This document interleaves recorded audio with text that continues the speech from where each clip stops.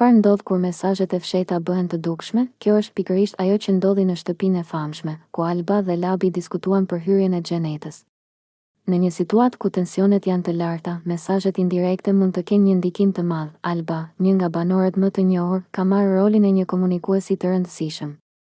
Ajo ka ndarë disa mesazhe indirekte me Londrimin dhe Elionën, duke i bërë ata të mendojnë për marrëdhëniet e tyre brenda shtëpisë. Këto mesazhe kanë krijuar një atmosferë intriguese dhe misterioze. U ka bërë buzëqeshje si mesazhe indirekte Londrimit, Elionës, tha Alba, duke sugjeruar se ka më shumë se sa duket në sipërfaqe. Kjo deklaratë ka ngjallur kuriozitet dhe diskutime të shumta mes ndjekësve të programit. Çfarë do të thotë kjo për marrëdhëniet e tyre? Mesazhet e tilla, edhe pse të fshehta, mund të kenë një ndikim të madh në dinamikën e grupit. Ato shpesh çojnë në keqkuptime, por gjithashtu mund të forcojnë lidhjet mes banorëve.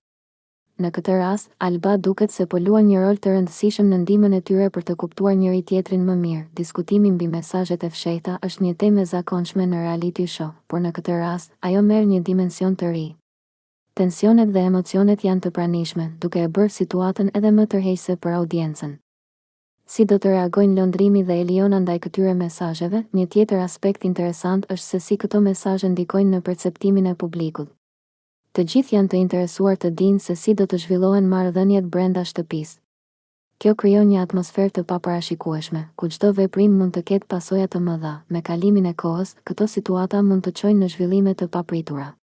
Çfarë do të ndodhë më pas?